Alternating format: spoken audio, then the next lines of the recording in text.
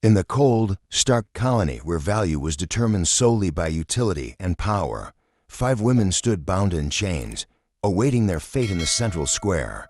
Each of them had been deemed a mere commodity by the colony's harsh ruling council. They were put on display, their dignity stripped, reduced to objects of trade. The colony had chosen them not for any lack of strength or character, but simply because their captors could exploit them as they wished. And among them was Neo, the most beautiful, serene, and enigmatic of them all. Her elegance was unmatched, her expression calm even as she was forced to stand among the others, her hands and feet chained. Neo had always been different, her quiet resilience making her stand out even in a world where survival often required loud defiance. Her beauty and grace had earned her silent admiration, though they also drew the envy of those who controlled her fate. But in the colony's hierarchy, her worth meant nothing more than her price, and today she was at risk of being sold, traded, or worse. Hours slipped by as the sun moved overhead, casting long shadows across the square. People passed, some stopping to observe, others glancing quickly before moving on. Many approached Neo, studying her like a piece of art or an artifact. She remained motionless, her gaze distant. No matter the expression of interest, none decided to buy her. As time passed, she began to feel invisible, her presence rendered hollow by their dismissal. As dusk fell and the square emptied, Commander Dex arrived, his face hard and expression cold. He cut through the crowd, his gaze unwavering, until he stopped before her, a figure of authority and ruthlessness. "If you're still here at dawn, unsold, you will be executed," he said, his voice void of any compassion. His words struck her like a blade, the reality of her situation settling over her as her hope crumbled. She lowered her head, feeling a cold wave of dread consume her heart. In her mind, she saw the morning sun rise, marking the final moments of her life, as Dex's words echoed. The last remnants of sunlight faded, leaving the square in darkness. Neo's heart grew heavy, the chains biting into her skin with each passing hour. People who crossed her path now recoiled, as though afraid that her despair might cling to them. Her beauty, her resilience, everything she had been, felt stripped away. She began to accept her fate, envisioning the silence of her final moments. She could feel herself slipping into a state of surrender, bracing herself for the death that awaited her. But just before dawn, a figure appeared, moving toward her through the shadows. The figure grew closer, the dim light casting sharp lines on his face. He was tall, his presence commanding. Neo felt something stir within her, a faint, flickering hope amidst the despair. He stopped before her, his gaze steady as he looked her over. "What is your name?" he asked, his voice low but clear. "Neo," she answered softly, her voice trembling. "Why are you here?" he continued. "My commander decided it so," she replied, feeling a bitter chill as she recalled Dex's decree. He paused, studying her. "Would you like to come to Earth with me?" he asked, his tone calm yet direct. Neo hesitated, feeling a mixture of fear and resignation. "If it is your wish, I will go," she responded, her voice barely above a whisper. "Would you agree to serve in an experiment?" he asked, his eyes searching hers for any trace of rebellion. Her voice broke as she replied, "If that is your desire," a single tear sliding down her cheek. The man turned from her, seemingly satisfied, and began speaking with the guard standing by. They negotiated, their voices low but firm. After what felt like an eternity, the two men shook hands, sealing the transaction. Neo's chains were unlocked, and she felt a strange lightness as she was told to stand. Her legs trembled, and she had to steady herself, but she followed him, stepping onto the cold, metal floors of his spaceship as they set off for Earth. During the journey, silence weighed heavily between them. At one point, Neo glanced up, hesitating before she spoke. "Sir, may I know your name?" she asked softly. "Smith," he replied with a slight nod. He looked back at her, a hint of amusement in his eyes as he asked, "Why are you afraid I'll kill you?" Neo's heart pounded as she considered the question, her voice barely a whisper. "Are you going to kill me?" Smith let out a laugh, a warm sound that broke the tension. "You'll see what I intend when we arrive," he replied, a cryptic smile on his face.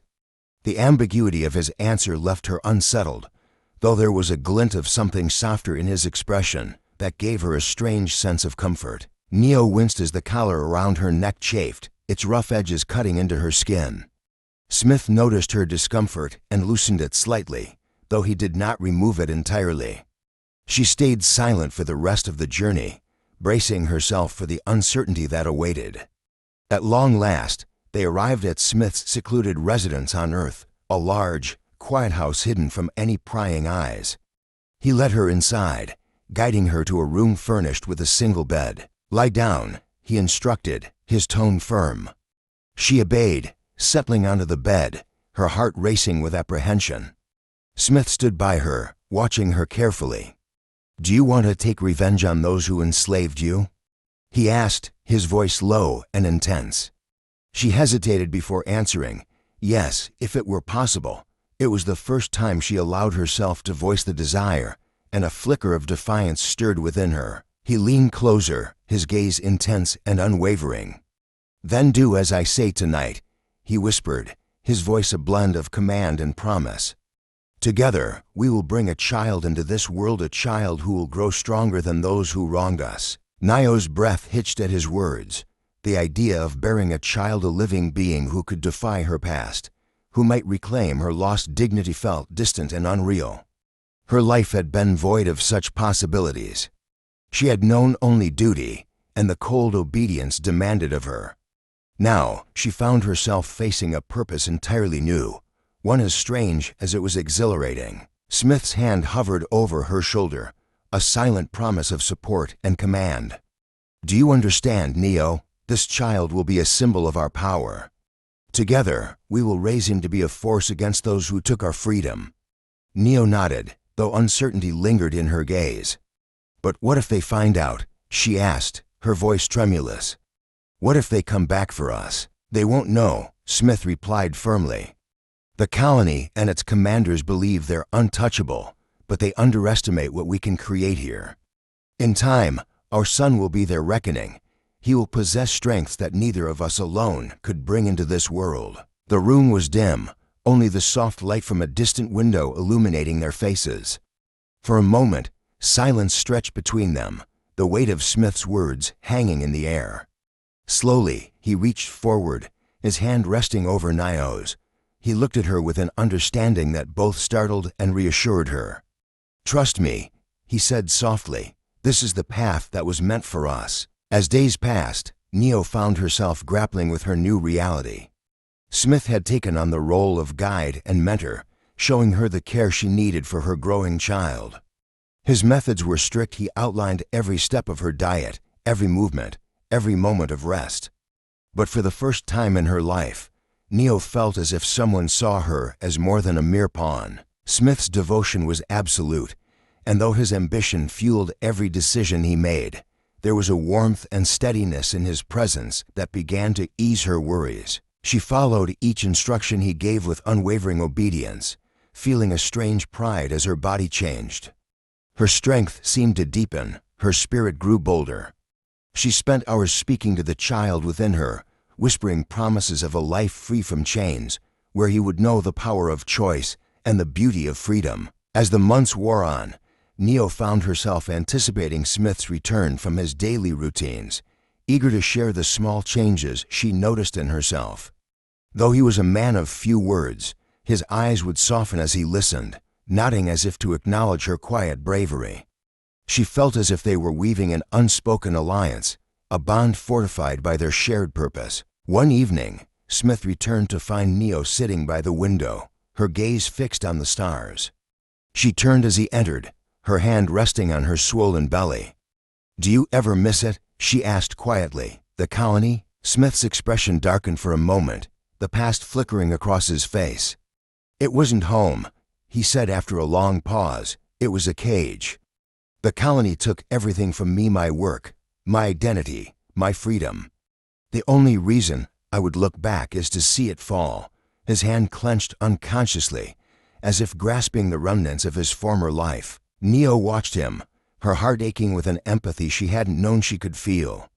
She was beginning to see past his exterior of steely determination. Beneath his drive was a wound, one that had festered over time, feeding his desire for retribution. She realized then that they were united not only by their desire for freedom, but by the scars they each bore from the same merciless system. "Do you think," she began hesitantly, "that our child will understand this burden?" Smith's gaze softened, his hand resting over hers, a rare gentleness in his touch. "We won't need to explain. He will feel it, the way we do. He'll know that we did this not just for us, but for everyone still chained to that place." The final months of her pregnancy passed, each day bringing new trials and moments of quiet resilience. Nio's belly swelled, her movements grew slower, but she held herself with a dignity that made Smith look upon her with newfound admiration. She had transformed from a reluctant, uncertain soul into a woman filled with quiet resolve. She was no longer the woman Dex had attempted to discard. She had become someone stronger, someone who had found her purpose. And then, at last, the day arrived. Smith had prepared everything meticulously, ensuring that no word of the birth would leak beyond the walls of their hidden home. He called in a trusted doctor who agreed to keep the birth a secret, understanding the enormity of what this child represented. Nio lay on the bed, bracing herself as waves of pain tore through her. But as she felt her body ache and strain, she thought of the future awaiting her son. This pain, she realized, was her first true act of defiance. She bore it willingly, knowing it was the beginning of a new chapter. Hours later, the cries of a newborn filled the room. Smith took the child into his arms, his expression a mixture of awe and triumph. He looked down at the baby, his face illuminated with a fierce pride. He held the child up, meeting Nio's exhausted but radiant gaze. "This," he whispered, his voice thick with emotion, "is the legacy they will never see coming." He leaned closer, placing the child in her arms. "Our son is free," he murmured, his eyes shining with the intensity of a promise fulfilled. Nio cradled the child, feeling a warmth and completeness she had never imagined possible. Her gaze lifted to meet Smith's, a quiet understanding passing between them. In that moment, she felt as if they had stepped beyond the shadow of their past, forging a future built not only on vengeance, but on hope. As days turned to weeks, and weeks to months, Smith and Nio raised their son with purpose. He was taught to be both fierce and compassionate, to know his strength yet carry it with humility. Nio watched him grow, her heart swelling with pride each time he took another step, spoke another word. She was no longer a mere object to be traded or discarded. She was a mother, a warrior in her own right, fighting for a world her son could one day claim as his own. And when the time was right, they would return to the colony not as captives, but as liberators, ready to dismantle the chains that had once bound them and to reclaim the freedom they had been denied. Together, they would rewrite the fate of the world that had cast them aside, ensuring that no one would ever know the shackles of oppression again. Their son, born of resilience and defiance, would carry their legacy forward, his life a testament to the power of hope and the strength of those who refuse to be broken.